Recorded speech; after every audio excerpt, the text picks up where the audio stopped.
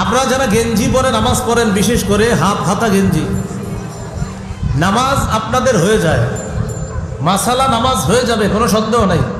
কিন্তু দেখেন, আল্লাহর সামনে দাঁড়াইলে আপনি যদি আপনার মেয়ের জামাইয়ের বাড়িতে যান, আপনি কিন্তু এইভাবে হাফ হাতা গেঞ্জি পরে যাবেন না। আপনি আপনার মেয়ের বাড়িতে বেড়াইতে গেলে এরকম একটা হাফ হাতা গেঞ্জি পরে আপনি যাবেন না। কিন্তু আল্লাহর ঘরে আপনি গেলেন, তো সেখানে আপনি তো আরেকটু সুন্দরভাবে যাওয়া উচিত ছিল। বাকি আমার এই বয়ান যেন বদ হজম কারো না হয়। এতদিন যারা হাফ হাতা পরে আসতেন, আপনি আইসেন, এই বয়ানের কারণে আবার নামাজ ছেড়ে দিয়ে না, আইসেন, হাফ হাতা পরেই বইলেন, এমন যেন না হয় যে না আমরা যাবো না, এমন না, আপনি আইসেন।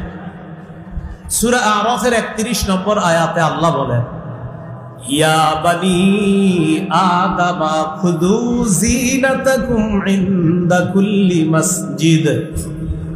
হে আদম সন্তান, তোমরা প্রত্যেক নামাজের সময় বেশভূষা ধারণ করো, গ্রহণ করো।